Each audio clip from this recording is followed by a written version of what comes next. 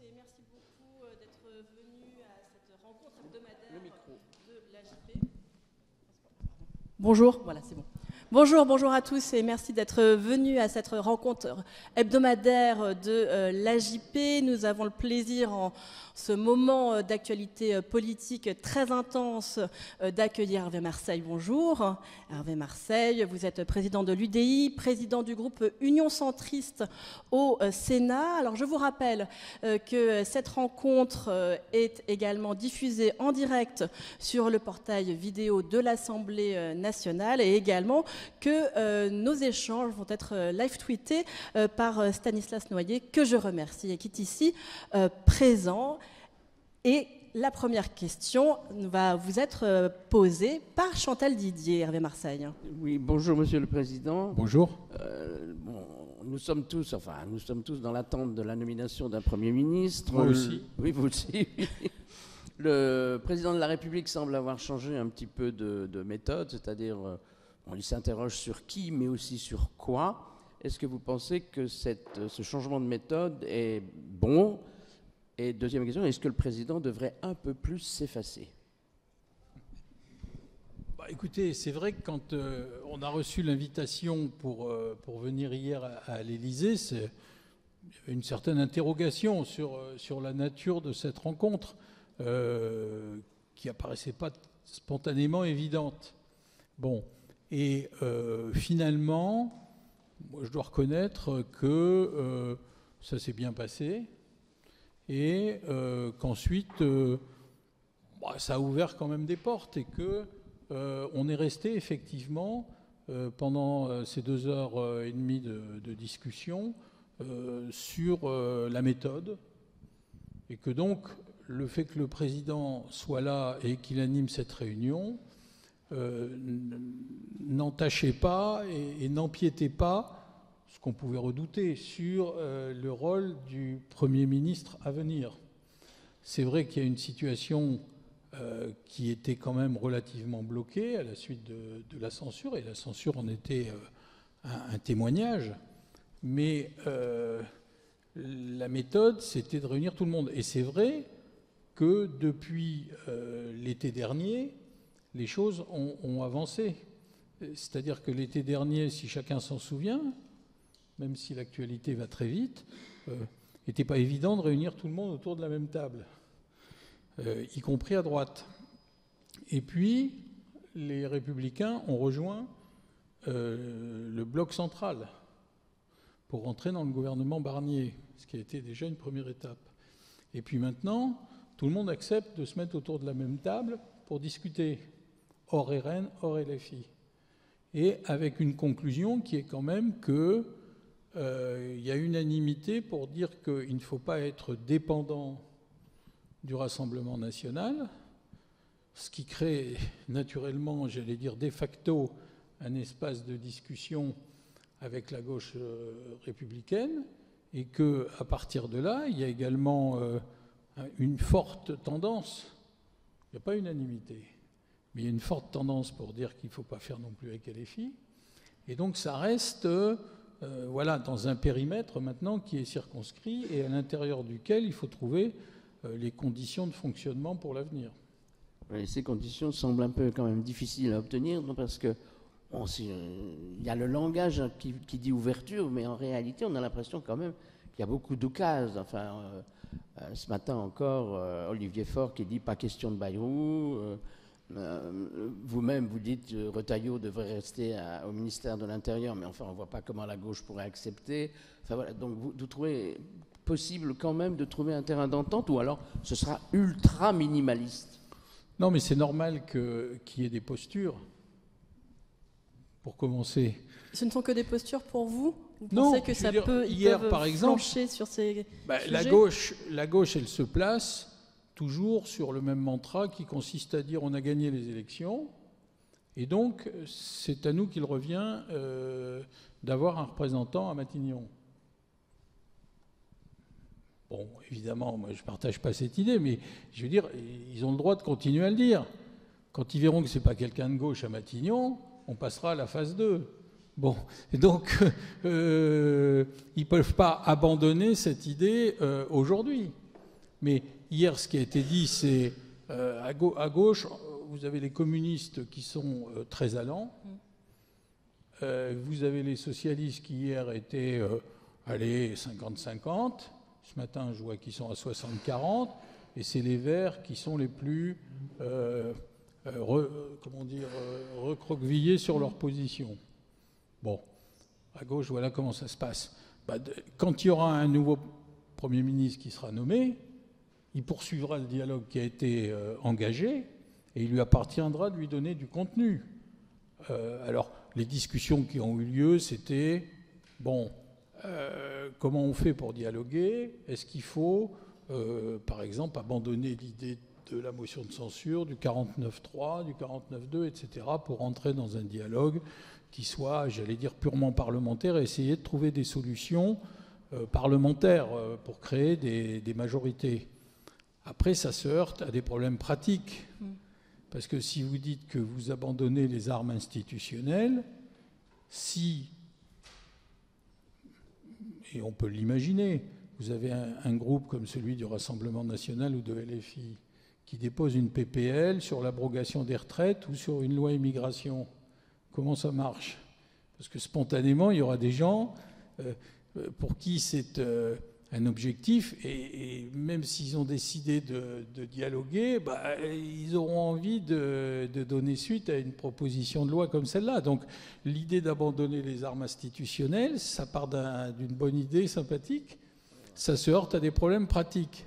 Bon. Du coup, vous n'y êtes pas favorable, vous? Si, je veux dire, c'est une idée qui a été lancée, c'est de dire comment on crée les conditions du dialogue. Par exemple, est-ce qu'il faut abandonner l'usage de ces armes institutionnelles? Bon. C'est compliqué de dire à un nouveau Premier ministre que, de facto, on lui demande de ne pas utiliser des armes institutionnelles qui sont à sa disposition. Et il pourra toujours les utiliser.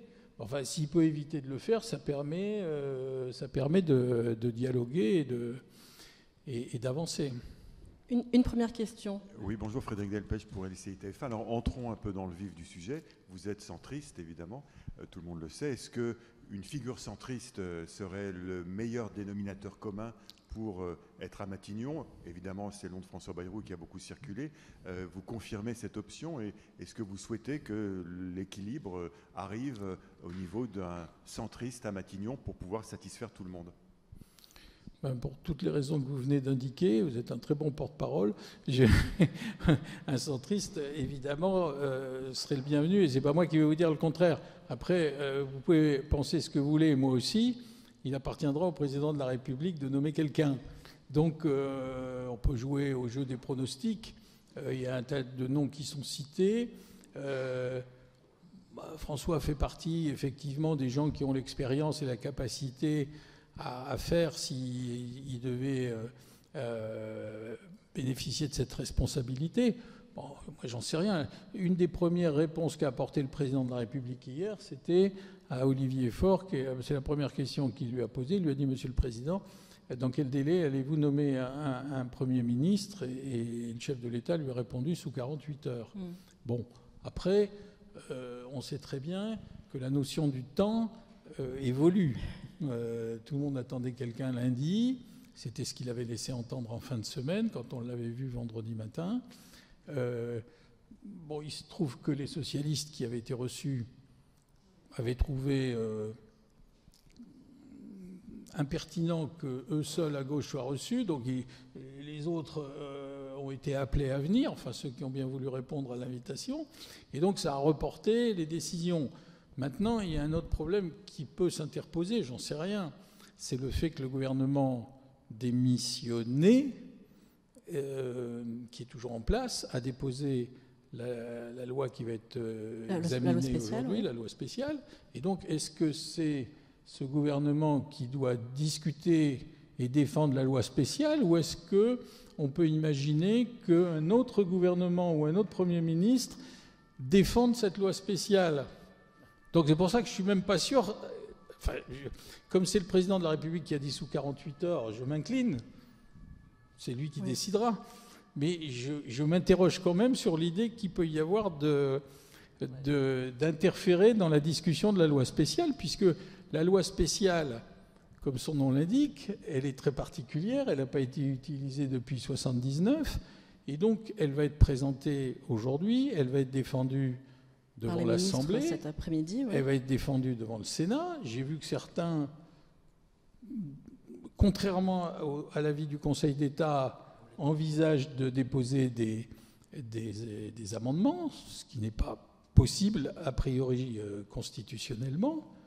Enfin, on n'est plus à ça près.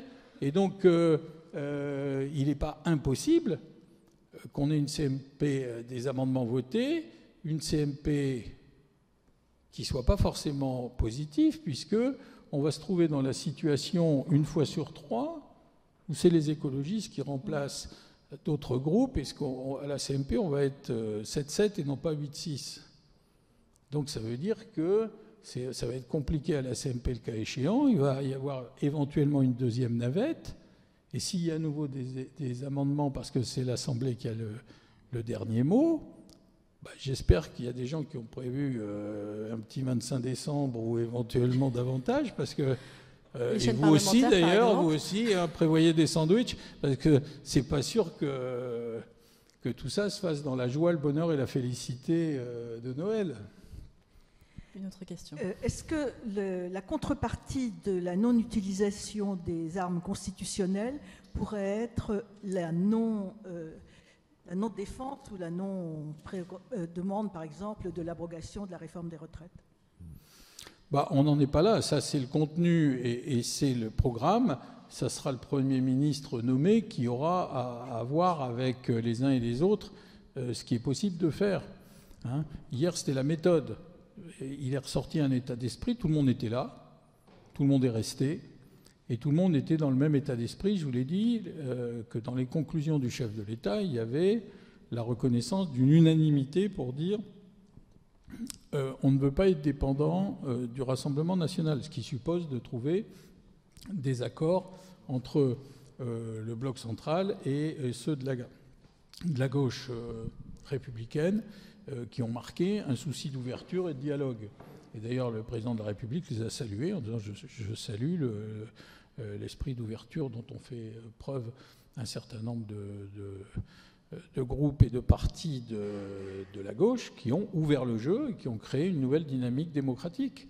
Vous parlez de Fabien Roussel notamment, le Parti communiste, qui dit que sur les retraites, par exemple, il est prêt à accepter une conférence sociale, si on revenait sur ce sujet. Si on part du principe qu'on met de côté, ça sera le rôle du futur Premier ministre, ce qui, évidemment, fait grief, c'est-à-dire notamment les retraites et l'immigration. Bon, on n'est pas obligé de vouloir défendre à tout prix une loi immigration ou de vouloir à tout prix l'abrogation de la réforme des retraites, sans pour autant ne pas en parler. On peut parler de la pénibilité, des carrières longues, on peut parler du travail des seniors, de la même façon que, sans faire une loi immigration, on peut faire la directive asile-immigration, on peut faire narcotrafic, on peut parler d'OQTF, on peut parler d'AME, on peut faire tout un tas de choses. Mais on n'est pas obligé d'aller au fond des choses, ce qui sera le rôle des candidats à la présidentielle. Parce que si on veut pouvoir travailler, parce que ne serait-ce que suspendre la réforme des retraites, c'est 3,5 milliards cette année. Vous ajoutez à ça les 4 milliards de mise à niveau des retraités au 1er janvier et les 2 milliards qui ne seront pas pris sur la CNRACL, les employeurs publics pour les retraites, ça fait déjà un petit paquet de milliards. Donc on est loin des économies recherchées il y a encore quelques semaines. Donc il y a quand même des conséquences chiffrées. Hein. On est à 6 et des poussières du PIB. On va aller allègrement en 2025 vers 7% du PIB si on n'y prend pas garde. Jacques Hébert, indépendant. Pour préparer notre rencontre, je suis retourné un peu en arrière sur les présidentielles. 2012, au second tour des présidentielles, Bayrou appelle à voter Hollande, donc contre Sarkozy. 2017, Bayrou soutient Macron, après avoir dit de lui que c'est, je cite, le candidat des forces de l'argent. 2022, Bayrou accorde son parrainage au premier tour à Marine Le Pen. Est-ce que cette politique de zigzag est la meilleure politique pour que Bayrou devienne demain Premier ministre? Pourquoi tant de haine? ça prouve qu'il sait s'adapter à son temps. Et donc,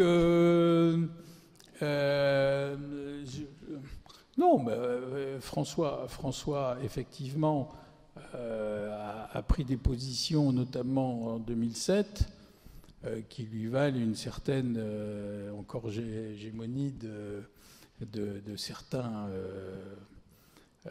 comment on les appelle aujourd'hui, LR, ou hier UMP, RPR, tout ce que vous voulez. Bon, bah oui, il a pris des positions qui sont dans la tête de certains.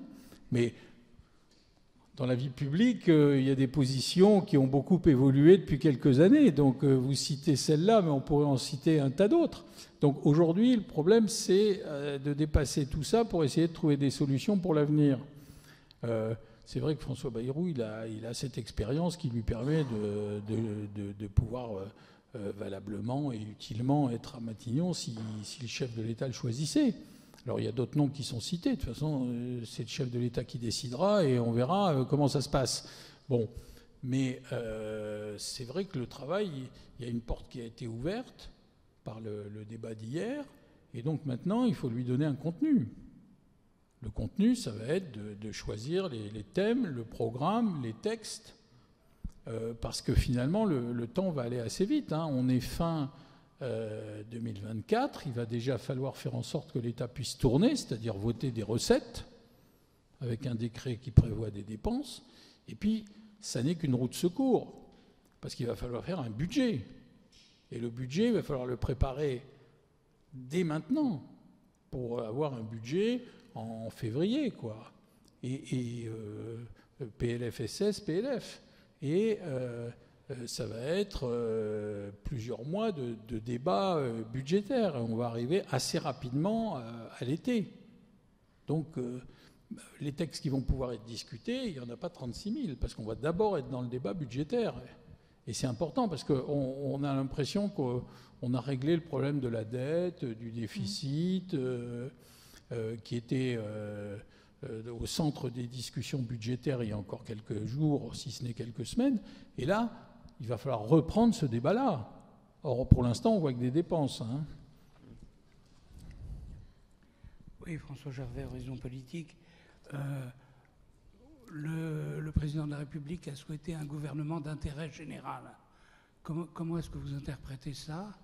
Et quelles sont les décisions ou les propositions d'intérêt général qui devraient arriver le plus vite possible? Le président de la République a dit qu'il n'a jamais proposé de gouvernement d'union nationale. Mais qu'en revanche, il a parlé effectivement d'intérêt national. Le fait de mettre tout le monde autour de la table et d'essayer de trouver des thèmes transversaux, c'est l'intérêt national. Quelle différence vous faites entre union nationale et intérêt national? C'est que il y a toutes les couleurs politiques d'un côté et de l'autre, c'est un gouvernement d'union nationale, ça serait un gouvernement d'après-guerre où il y aurait tout le monde, quoi. Parce qu'il y aurait une situation extrêmement grave. Alors on est dans une situation grave, on est dans un environnement qui est très perturbé et très perturbant. Il y a quand même la guerre en Europe, il y a des risques de guerre commerciale parce qu'avec les États-Unis, ça se présente quand même pas très bien. Il y a une Europe qui a une gouvernance discutable, qui cherche à s'élargir. Il y a une crise climatique, etc., etc. Donc il y a quand même tous les ingrédients pour s'inquiéter. Donc il est urgent d'avoir un gouvernement qui soit d'abord retrouve la stabilité, parce que aujourd'hui, il n'y a pas de stabilité puisqu'on est à la merci d'une censure à tout moment. Donc il faut retrouver la sécurité et la stabilité. Et puis à partir de là, ça c'est le problème de la méthode qui a été discutée hier, c'est comment on retrouve cette stabilité.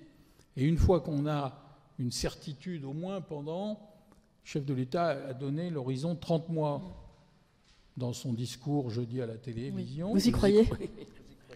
En tous les cas, ça veut dire quoi? Ça veut dire qu'il envoie la balle aux parlementaires en disant « moi je vous réunis, je crée les conditions du débat et du dialogue pour rechercher la stabilité. Si tout marche bien, ça peut fonctionner jusqu'à la fin, pendant 30 mois. » Il se donne cet horizon. Après, il y a toujours l'hypothèse d'une dissolution si ça ne marche pas. Mais ça, c'est la responsabilité des parlementaires.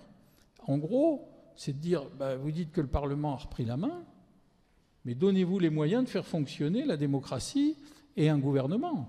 Si c'est le cas, il n'y a aucune raison de changer quoi que ce soit. La dissolution, ça reviendra au mois de juillet, comme arme possible du président de la République, mais et il l'a rappelé à différentes reprises, il ne souhaite pas avoir à l'utiliser. Mais c'est à ceux qui font vivre le Parlement, et singulièrement dans cette maison ici, de veiller à ce que les choses se passent suffisamment bien pour que le président n'ait pas à l'utiliser à nouveau. Une autre question. Oui, bonjour, Quentin Calmet à Public Sénat. On n'a toujours pas très bien compris comment on pouvait tenir jusqu'à l'été, trouver cette stabilité. L'impasse politique semble la première des options. Et ensuite, vous disiez effectivement la possibilité de dissoudre, ce que souhaite éviter Emmanuel Macron. Mais pardon, une nouvelle dissolution ne provoquerait pas la même Assemblée nationale? Est-ce qu'on n'aurait pas les mêmes forces à la rentrée s'il y avait une dissolution? D'abord, sur la stabilité, je suis plus optimiste que vous, parce que qui a intérêt à ce que ça ne marche pas? C'est bien qu'il y a des forces politiques qui souhaitent le chaos ou, en tous les cas, qui souhaitent que ça ne marche pas. Mais c'est plutôt aux extrêmes que ça se passe. Tous les autres ont plutôt intérêt à trouver une solution pour que ça marche. C'est-à-dire ne pas avoir à utiliser la motion de censure. Ça peut se faire. Il suffit de se mettre d'accord, et ça a commencé à prendre, à dire, écoutez, il faut la stabilité, on n'utilise pas la motion de censure, on peut voter contre, mais on n'utilise pas la motion de censure. On ne va pas jusqu'au bout. On ne déstabilise pas. Bon, si vous trouvez à faire un budget qui soit comestible par les uns et par les autres, ok, peut-être que la gauche ne le votera pas, mais s'il ne dépose pas de motion de censure, ça permet d'avancer. Bon, l'idée, c'est ça, c'est d'avancer sans avoir de motion de censure et de déstabiliser. Après, ça peut fonctionner. Ça peut fonctionner. Il va falloir, ça va être le rôle du Premier ministre, définir les textes sur lesquels, outre le texte budgétaire, mais encore une fois qui va avoir un rôle considérable, il va falloir définir des textes. Je pense qu'à un moment ou à un autre, on va reparler proportionnel. Ça fait partie des choses transversales, parce qu'il y a un intérêt commun à en parler, institutionnellement. Bon, et vous allez jusqu'à l'été, et puis après, il y aura les municipales, etc., etc. Bon. Mais l'idée, elle est là. C'est de retrouver la stabilité à travers, j'allais dire, un pacte de non-agression. Ça n'empêche pas d'être différent, ça n'empêche pas les clivages, ça n'empêche pas d'avoir des idées qui soient opposées, même. Il y a un débat qui peut être assez vif. Mais tant qu'on ne va pas jusqu'au bout, c'est-à-dire la déstabilisation, ça permet de gouverner. Parce qu'il faut quand même se poser la question, s'il devait y avoir une autre dissolution à un moment ou à un autre, je ne suis pas sûr que ça profite à qui que ce soit parmi les forces démocratiques. Quand on voit les derniers sondages, je pense que ça serait extrêmement dommageable pour tout le monde. Oui, on a vu Marine Le Pen renforcée dans le sondage IFOP de ce matin auprès de son électorat. On voit également que Jean-Luc Mélenchon reste l'homme fort à gauche. C'est ce que vous dites, c'est un peu l'avertissement que vous donnez en cas de nouvelle dissolution. Tout le monde a intérêt à ce que ça marche, parce que en plus, il n'y aurait plus de Front républicain. Une fois, mais pas deux. Oui, Nathalie. bonjour, Nathalie Moret pour le groupe EBRA. Vous l'avez déjà un petit peu évoqué, mais je voulais savoir si dans votre discours de méthode, enfin dans votre réunion qui a consisté à créer une méthode hier, il a été question ou pas de la proportionnelle, si oui, laquelle, et est-ce qu'il y avait eu des lignes rouges de part et d'autre? Vous savez, la réunion a été longue, elle a fait 2h30, mais s'il avait fallu en plus parler de la proportionnelle, il aurait fallu amener des sandwichs et rester une bonne partie de la nuit, parce que la proportionnelle comme principe, à ma connaissance, j'ai pas souvenir que ça a été évoqué, mais c'est dans les esprits. Après, c'est le genre de sujet qu'il faut travailler, parce que des proportionnels, il y en a tant et plus. Et chacun a une idée de ce qui peut être profitable. Qui lui est profitable en principe. Oui. Voilà. Les Verts ont déposé au Sénat une proposition de loi pour la proportionnelle régionale. Je crois que le RN, c'est la proportionnelle nationale. Pour nous et le MoDem, c'est plutôt de la départementale. Les LR ne sont pas très proportionnalistes. S'il fallait, un certain nombre d'entre eux sont convertibles, mais en y mettant forcément le retour au non-cumul au cumul des mandats. Voilà, c'est un sujet en soi. Donc ça serait très difficile de se mettre d'accord sur un texte sur la proportionnelle, même si ça fait partie des priorités. Si tout le monde se met autour de la table, ça peut quand même avancer assez vite. C'est une loi simple, le mode de scrutin. C'est une loi simple. Est-ce que vous pensez que ça suffirait à détacher le Parti socialiste de la France insoumise? Moi, j'ai vécu ces derniers jours des prises de position. J'ai entendu les responsables socialistes. J'ai la conviction qu'ils ont pris la décision de s'écarter de LFI. Les communistes, eux, c'est irrémédiable. De toute façon, c'était une question de survie pour eux. Mais les socialistes, encore ce matin, j'allais dire plus encore ce matin qu'hier, j'ai la conviction personnelle que ce choix a été fait.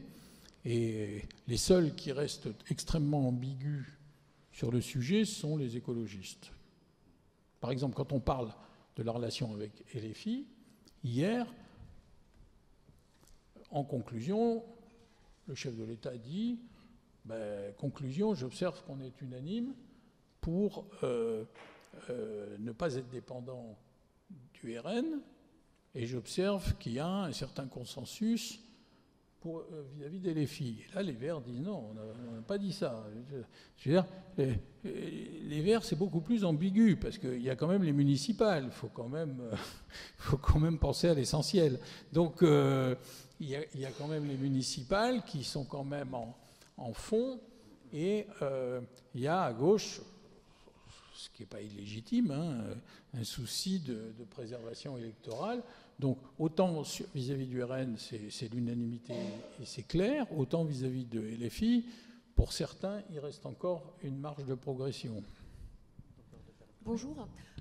En vous mettant d'accord, les partis de gouvernement, sur le minimum du minimum, vous servez finalement le Rassemblement national et la France insoumise qui vont vous traiter, en tout cas vous taxer d'immobilisme, déposer des propositions de loi qui ne passeront pas.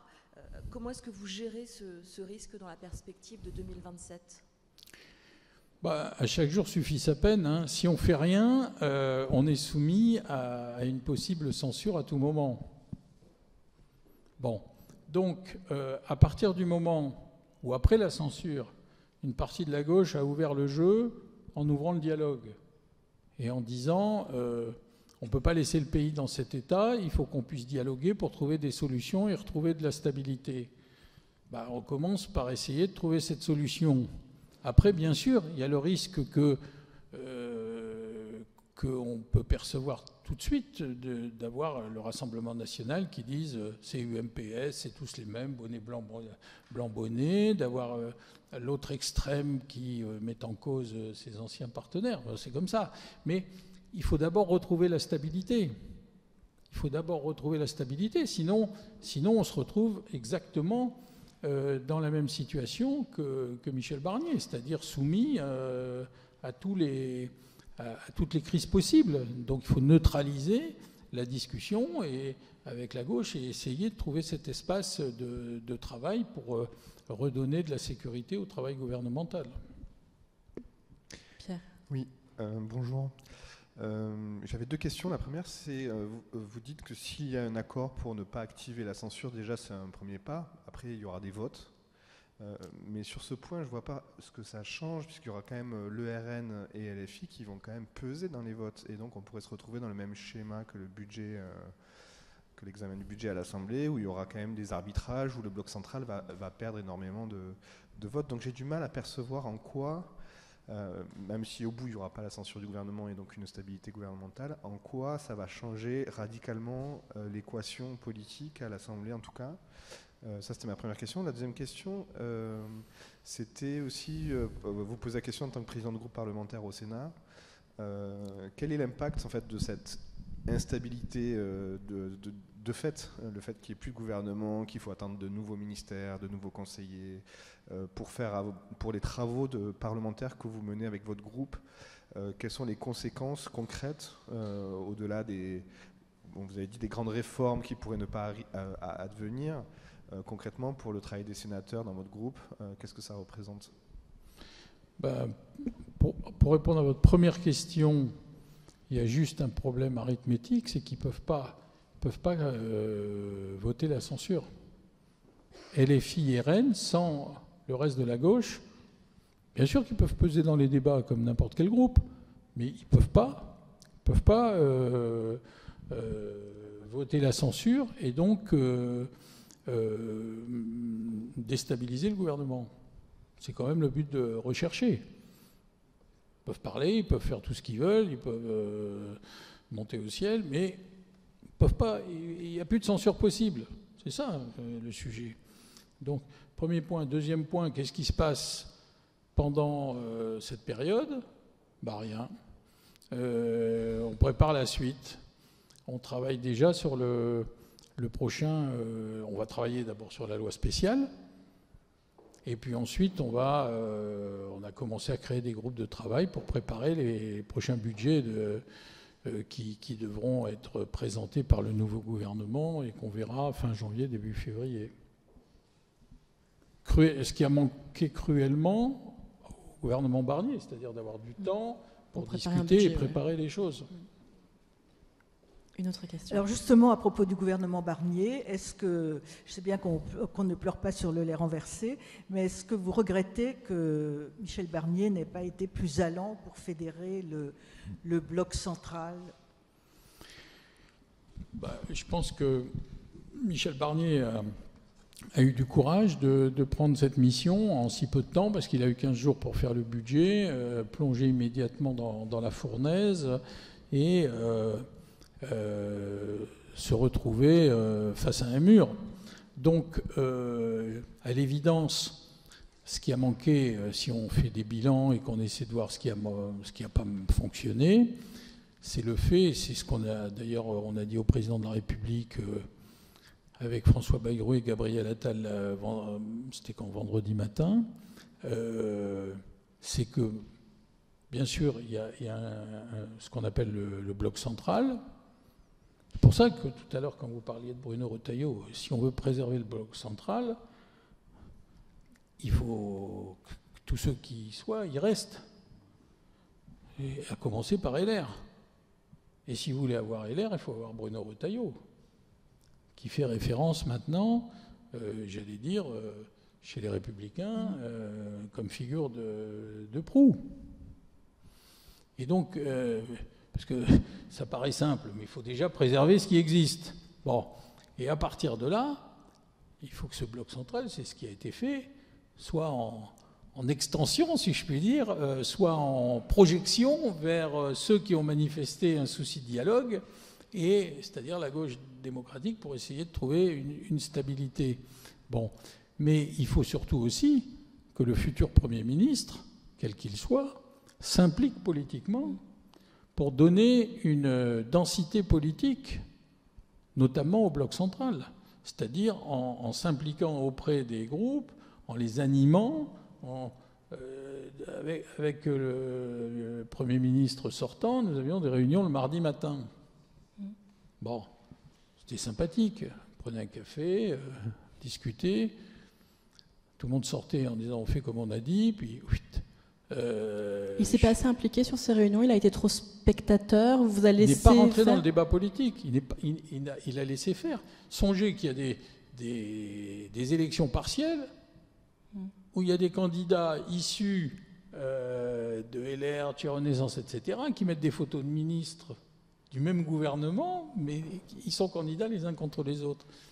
Donc, je veux dire, il y a une dimension politique qui a manqué et il faut donner cette dimension politique au bloc central non pas en transformant ça en parti, etc. Ça ne marche pas, évidemment, puisqu'il y a des différences, on le sait très bien, entre Horizon, Modem, LR, etc., etc. Mais il y a la présidentielle. Il faut coordonner l'action de ces groupes politiques. Il faut coordonner. Il y a eu des tentatives, ça n'a pas marché. Chacun a dit non, c'est pas le moment, etc., etc. Donc il faut bien donner une coordination, un comité de pilotage politique, que les gens se voient plus régulièrement, qu'il y ait plus d'informations qui circulent, plus de fluidité, ne serait-ce que dans le souci de soutenir un gouvernement, de préparer les budgets, les thèmes, d'en discuter, de voir sur quoi on est d'accord, pas d'accord, plutôt que de le faire ouvertement, l'un en passant à 20h à la télé en disant j'ai braqué le gouvernement, voilà ce que je ramène sur les retraites, l'autre qui dit on ne touche pas aux allègements, et nous au Sénat qui dit on ne touchez pas aux collectivités locales.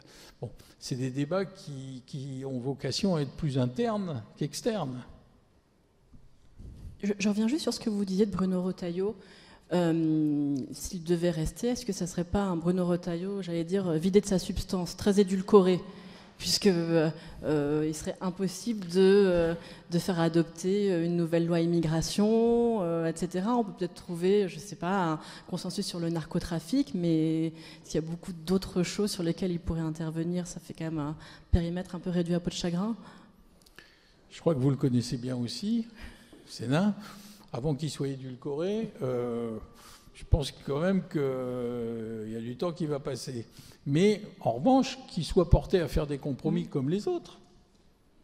Parce qu'à partir du moment où il faut trouver des solutions collectives, chacun fait des compromis. J'ai dit tout à l'heure, la gauche apporte ce qu'elle a et elle sera amenée à faire des compromis, comme le bloc central est amené à faire des compromis. Ça va de soi. Il n'y a pas les uns qui disent « Ah ben non, on prend tout ce qu'on amène et puis on n'y touche pas, et puis vous, ce qui est à nous est à vous, est à nous, et ce qui est à vous est discutable. » Non, ça ne marche pas comme ça. Chacun est amené à faire des compromis. Donc je pense que Bruno, comme les autres, il sait très bien qu'il faut faire des compromis. Et il verra ce sur quoi il accepte de faire, ce que ses amis accepteront qu'il pousse au compromis, et puis ce qu'il ne pourra pas faire. Une nouvelle question.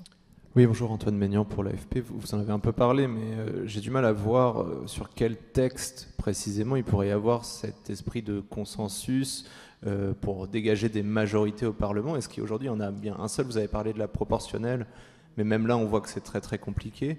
Est-ce qu'aujourd'hui, il y a un thème ou un texte de loi qui pourrait susciter une majorité à l'Assemblée nationale?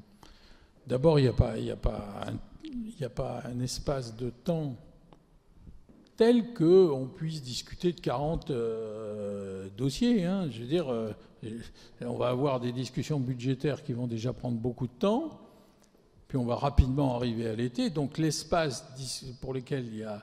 je vous rappelle aussi qu'il y a un espace parlementaire où les groupes, que ce soit à l'Assemblée ou au Sénat, discutent de sujets qu'ils amènent eux-mêmes. Voilà, on en a 2 au Sénat qui doivent se... Le 19 décembre, je crois. Qui vont être discutés, donc il y a l'espace parlementaire. Puis après, vous avez tout ce qui est agriculture, narcotrafic, j'en ai parlé. Vous avez des sujets sur l'économie, le logement, etc., etc. Le ZAN. Bon, il y a tout un tas de sujets. Après, il faudra les établir prioritairement pour savoir ceux qui font l'objet justement de compromis. Mais des dossiers, il y en a beaucoup sur le plan économique, social, international. Ça manque pas, hein. Ça manque pas. Le prochain gouvernement, il devra justement donner le contenu, le programme et les hiérarchiser. Qu'est-ce qui est prioritaire pour les uns ou pour les autres? On parlait de Bruno Retailleau à l'instant, il y a les directives européennes sur asile, immigration, narcotrafic, etc. Il y a des textes sociaux, il y a les textes agricoles qui sont très attendus. Bon, ça ne va pas manquer, hein, les textes. Après, le sujet, ça va être de les hiérarchiser, savoir ce qui est prioritaire par rapport au temps. Comment ? Ah ben, il faudra justement, oui, que ça soit des textes qui fassent l'objet d'un compromis entre les uns et les autres. Mais sur l'agriculture, il n'y a quand même pas des différences fondamentales. Hein. Tout le monde va dans le même sens pour aider les agriculteurs, la retraite des agriculteurs, qui est un sujet, etc., etc. Il n'y a pas que des textes conflictuels. Il y a aussi un tas de textes dont on ne parle pas. C'est justement, on n'en parle pas parce qu'ils sont justement consensuels. Mais il y en a un paquet de textes qui ont été votés consensuellement. Oui, bonjour, Jean-Michel Lamy, nouvel économiste. Bon, je vois que vous parlez de futures lois, etc. La seule chose qui compte, oublions déjà la loi spéciale, c'est de voter le budget 2025. Bon, par rapport à Barnier, pour simplifier, il avait fait 2 points d'économie, de PIB, les fameux 60 milliards. Nous avons déjà en plus des dérives sur les comptes sociaux. Nous avons une croissance, il était bâti ce budget, sur 1,1%. On devrait arriver à 0,5% de croissance. Donc vous avez déjà 2 sources de déficit supplémentaires. À partir de là, comment vous voyez le débat? Et parlons du Sénat. Est-ce que vous pourriez faire, le Sénat, enfin la majorité sénatoriale, une grande déclaration sur ce budget? Qu'est-ce qu'on reprend? Qu'est-ce qu'on ne reprend pas? Quel objectif déficitaire? Et qu'est-ce qu'il faut le dire, enfin le faire? Et même, on ne sait pas si on reprend le même budget ou si on en fait un autre. Est-ce que vous avez des explications là-dessus? Je ne peux pas me prononcer à la place du futur gouvernement qui aura à présenter un budget. Nous, on essaie de travailler d'ores et déjà sur un projet de budget où il y aurait des économies dans les dépenses de l'État, parce que c'est toujours le plus compliqué à trouver. Et comme c'est assez technique, c'est pour ça qu'on souhaite s'y prendre dès maintenant. Parce que tout le monde fait des grandes déclarations sur les opérateurs de l'État, sur les dépenses des ministères, etc. Mais il faut rentrer dedans. Il faut rentrer dedans pour comprendre techniquement où il faut aller chercher et comment ça se passe. Surtout qu'il y a aussi des choses figées avec les lois de programmation, etc. etc. Bon. Et donc, c'est clair qu'il faut rechercher moins de taxation et plus d'économie, parce que là, Bercy était allé, comme toujours, dans la facilité en taxant. D'ailleurs, paradoxalement, le fait qu'il y ait censure, ça a aidé beaucoup de grandes entreprises dont les actions se sont envolées, puisqu'ils n'avaient plus les taxations qui étaient prévues. Donc, il faut, à l'évidence, aller vers moins de taxation, protéger plus l'emploi et rechercher davantage les économies dans les dépenses de l'État. Les vraies économies, on les aura quand on pourra entreprendre, vous le savez parfaitement, des réformes structurelles. Parce qu'on sait très bien que c'est pas sur... c'est beaucoup plus compliqué de faire des économies de dépenses. On sait très bien où il y a le plus de monde, où ça coûte le plus cher, etc. Hein. Donc... c'est pas pour tout de suite parce que la situation politique s'y prête pas. Mais en revanche, on travaille d'ores et déjà à essayer de trouver des sources d'économie dans les dépenses de l'État, ce qui était insuffisant dans le projet de budget qui nous avait été présenté et où il y avait trop de, en tous les cas à nos yeux, de taxation, d'impôts et qui était considérable, comme vous le savez, sur les grandes entreprises, sur les particuliers, sur toutes sortes de collectivités, etc. etc. Hein. Et vous préservez toujours les collectivités locales? C'est notre rôle constitutionnel, puisque le Sénat est la chambre des territoires. Donc, il faut quand même qu'on s'occupe de nos clients aussi. Voilà, je veux dire, moi j'ai été maire pendant 20 ans. Et puis les collectivités, au-delà de la plaisanterie, c'est quand même l'intermédiaire final auprès des citoyens. Quand vous êtes dans une collectivité grande ou petite, vous connaissez votre population, les enfants vont à la cantine, vous devez faire manger tous les enfants, ils font du sport, de la culture, etc., etc. Vous avez 70% des investissements publics, ce sont les collectivités, donc c'est le tissu des petites entreprises de bâtiments, etc. Et donc il faut construire. Donc les collectivités, c'est important. Et ces collectivités, notamment les communes, elles sont maintenant arrivées à un niveau de moyens qui est préoccupant. Donc Voilà, c'est difficile. Les départements, c'est tout ce qui est social.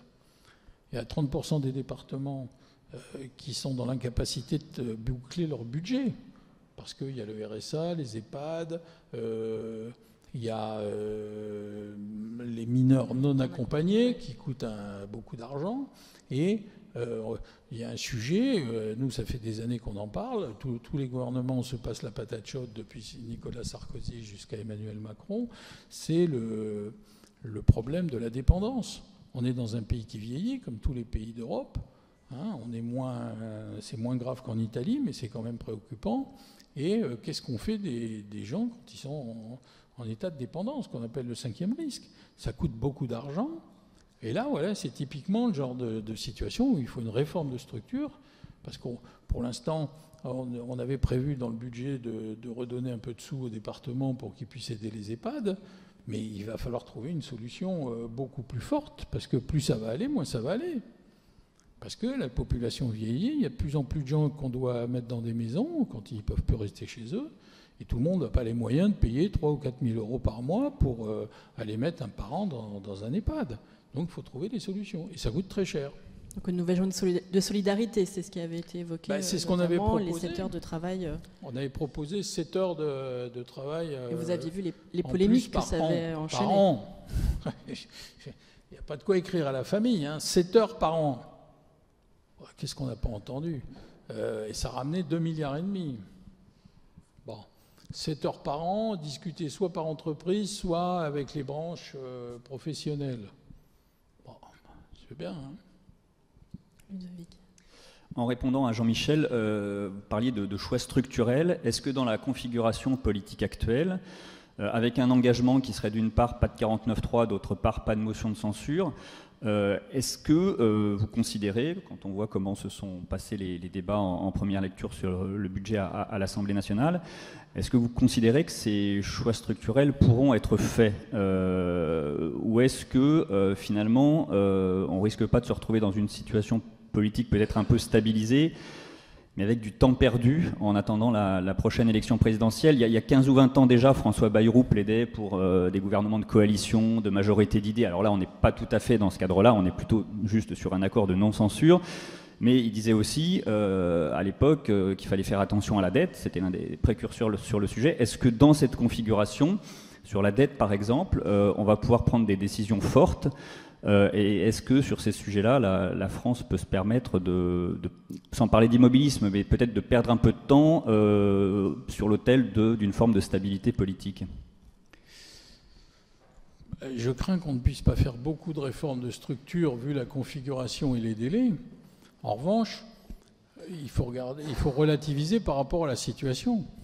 On est dans une situation où on a vécu une censure parce qu'il n'y avait pas de possibilité d'avoir un gouvernement stabilisé. C'était à la merci d'une conjonction, c'est ce qui s'est produit, du vote RN avec la NFP. À partir du moment où vous avez une partie de la gauche qui accepte d'ouvrir le jeu en disant « Ok, on ne peut pas continuer comme ça, il faut trouver des solutions, il faut stabiliser ». Il faut déjà prendre ce qu'on peut prendre, c'est-à-dire déjà stabiliser le gouvernement. Imaginez qu'on peut faire un tas de réformes, etc. Déjà, quand c'est calme, c'est pas facile. Mais déjà, il faut relativiser. Donc déjà, retrouver la stabilité et la sécurité. Et puis ensuite, avec le gouvernement qui sera nommé, donner du contenu, un programme et des actions, rentrer dans le dialogue pour essayer de construire le budget. Alors ça, je ne prétends pas que ça va être facile, hein, parce qu'on sait très bien que les uns ont des recettes qui sont souvent contradictoires avec celles des autres. Mais là, il va falloir trouver des compromis. Moi, je veux dire, le budget, je ne veux pas faire un fanatique du budget, mais je veux dire, on a atteint un niveau d'endettement qui est important, 3 228 milliards. On est parmi les plus exposés en Europe aujourd'hui. Hein. Même les Italiens, les Finlandais ont réussi à retrouver une trajectoire budgétaire plus vertueuse. Il faut quand même faire quelque chose. On ne peut pas continuer à dépenser sans compter. Par définition, ça va mal finir. Donc il faut couper dans les dépenses publiques, il faut retrouver la trajectoire. Alors elle était prévue pour 2029, après avoir été prévue pour 2027, comme vous le savez, ce qui supposait d'être à 5% en 2025. Je pense qu'on n'y arrive pas en 2025. On est à 6 et des poussières et bientôt, avec tout ce qui arrive, on va finir bientôt aux confins de 7% du PIB en déficit. Il faut faire quelque chose. Et que, quelles que soient les opinions des uns et des autres, il faut déjà commencer par se poser la question en disant qu'est-ce qu'on fait pour stopper cette dégringolade. Parce que je ne suis pas sûr que les autorités européennes et nos partenaires acceptent très longtemps cette situation. Et les emprunteurs, parce que ceux qui achètent la dette, le taux d'intérêt risque de remonter à un moment ou à un autre. J'ajoute que si on veut être totalement pessimiste, l'arrivée de M. Trump aux affaires n'est pas de nature à rassurer, parce qu'il l'a annoncé déjà. Vous allez devoir payer plus pour votre défense. Or, comme on est dans une situation qui n'est quand même pas très engageante au plan international, il va falloir faire plus pour notre défense. Donc, ça veut dire plus de dépenses. Hein, on a déjà augmenté considérablement les dépenses de défense, une loi de programmation, etc. Il va falloir réévaluer tout ça. C'est ce que font d'ailleurs tous les autres Européens. Bon. Donc, les tendances sont plutôt haussières que baissières. Donc, il va vraiment falloir s'atteler au problème de la dette, parce que ça va devenir très, très, très problématique. Quand vous disiez que vous travaillez déjà au budget qui va arriver vite, en fait, oui. C'est dans le périmètre de l'Union centriste ou c'est dans le cadre de la majorité sénatoriale? Majorité sénatoriale. Ah, d'accord. Et mon autre question, c'était... En 2022, vous étiez démarqué de vos partenaires de LR au Sénat, notamment sur les super profits. Est-ce que sur ces questions-là, par exemple, vous sentez que vos partenaires pourraient bouger, qui pourraient mettre de l'eau dans leur vin? C'était dans le budget, là. C'est comme les rachats d'actions. Rachat d'actions et taxation. Mais bon, il faudra voir, parce que j'imagine qu'à gauche, ils ne sont pas hostiles à l'idée. Ils avaient défendu. Bon. Le problème, c'est de savoir avec quelle intensité. À l'époque, ça avait plus de pertinence qu'aujourd'hui. Nous, quand on avait défendu ça, c'était au sortir de la Covid. Parce qu'on considérait qu'il y avait des entreprises énergéticiennes ou des banques qui avaient fait des profits qui étaient liés à la situation. Ils n'avaient rien fait de spécial, ils avaient profité des cours, ils avaient profité de la situation. Et donc, ce n'était pas anormal de dire vous avez profité de la situation, vous devez payer un peu.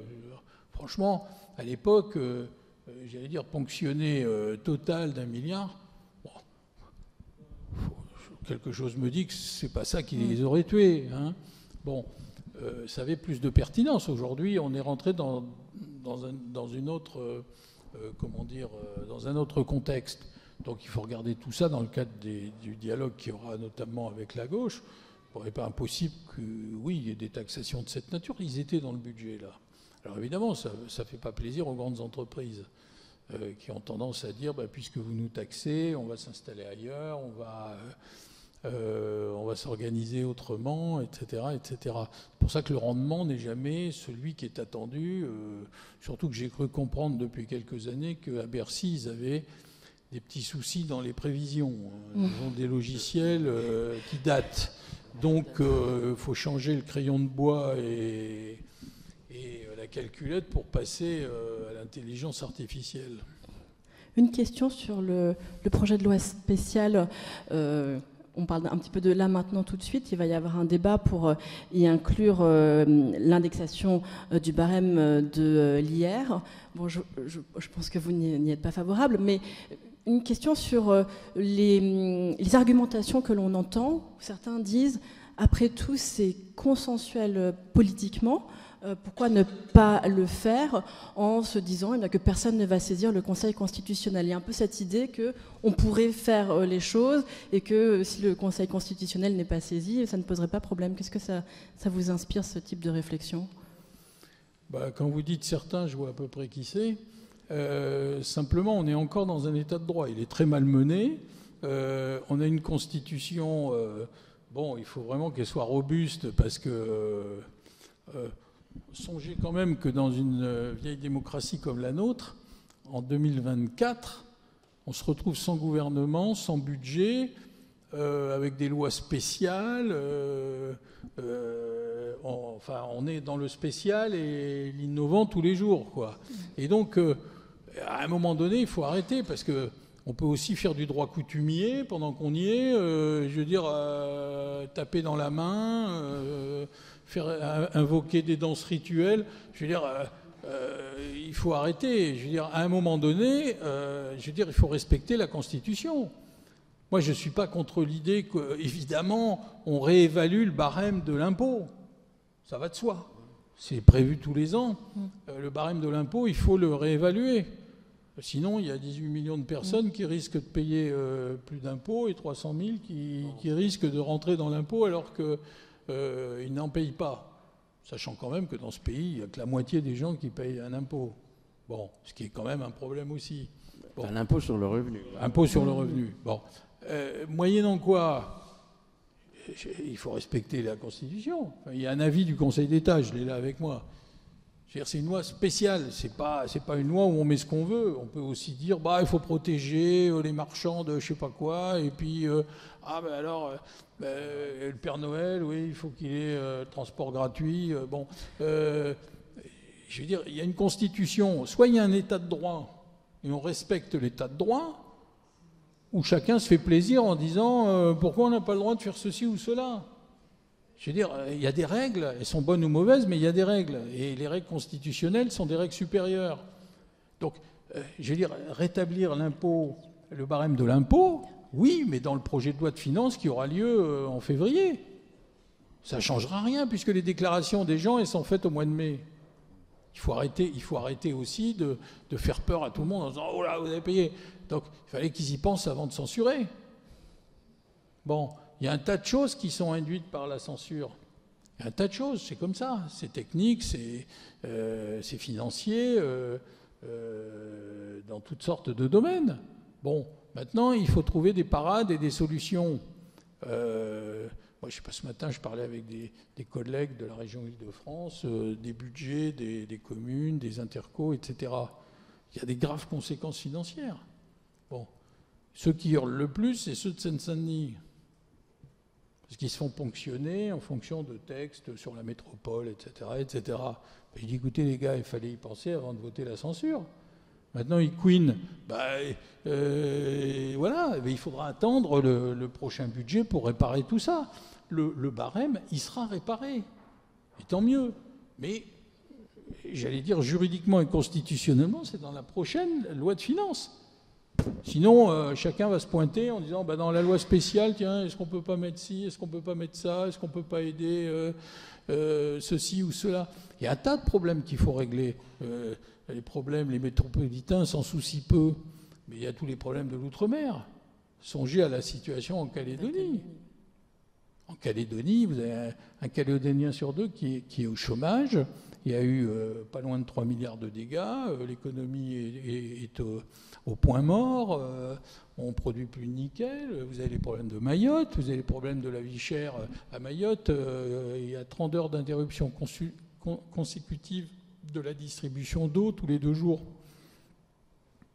La vie chère aux Antilles, etc. etc. Bon. Il y a un tas de sujets. À ce moment-là, on va tous dire il n'y a qu'à, faut qu'on mette un amendement parce qu'il faut défendre. Bon, il y a une loi spéciale et se limite à des sujets très particuliers. C'est la Constitution qui le prévoit et ce qu'on appelle la LOLF, article 45.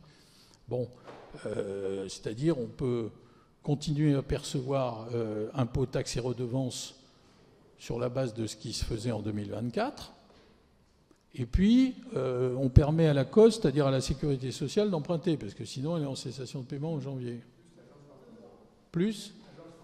Oui, l'Agence France Trésor. Bon, voilà, c'est ça la loi spéciale. C'est pour ça qu'elle est spéciale, c'est que c'est pour la continuité de l'État. Point final. Alors après, ceux, comme vous dites, qui se réveillent en disant il faut aider les gens qui payent des impôts, les retraités, etc. Il fallait qu'ils y pensent avant. Allez, une dernière question. Sur le Mercosur, est-ce que c'est un échec du président de la République? Est-ce que le Parlement est contre? Est-ce que vous pensez que le Mercosur ne s'appliquera jamais en France? C'est sûr que la situation de la France constitue une faiblesse parce que, en plus, on n'avait même pas encore de commissaire européen, puisqu'il va arriver en décembre suite à la démission de M. Breton, donc on n'avait même plus de commissaire européen. Bon, je pense qu'on a réussi à bloquer avec d'autres pays européens, les Polonais, les Italiens, etc., le fait que Mme von der Leyen cherche à tout prix à signer le Mercosur. Ça va attendre. Je pense que les autorités européennes prendraient quand même aussi un grand risque à vouloir outrepasser, j'allais dire, l'opinion de la France, parce qu'il y a le Mercosur, mais il y aura d'autres décisions à prendre. C'est quand même compliqué pour l'Europe et pour Mme von der Leyen de s'opposer frontalement à la France. Juridiquement, je pense qu'on a retardé les choses et on va pouvoir discuter. C'est toujours pareil. Moi, je fais partie de ceux, j'avais défendu le CETA. Le Mercosur, on parle du Mercosur en disant c'est absolument abominable, etc. C'est pas vrai. Il y a des points du Mercosur qui demandent d'être discutés, notamment la partie agricole sur les bovins. Voilà. C'est comme pour le CETA. Mais il y a aussi tout un tas de choses qui sont profitables. On ouvre c'est pour ça que les Allemands, ils sont très favorables. Ça ouvre un marché de 270 millions de consommateurs. Et on vend quand même beaucoup de choses, y compris nous, Français. On protège nos appellations, on vend du vin, on vend du fromage, on vend des appareils de toutes sortes. Je veux dire, c'est pas unilatéral et dire Mercosur, tout est mauvais, comme le CETA. Il y a des points qui demandent à être rediscutés parce qu'il y a ce qu'on appelle les clauses miroirs.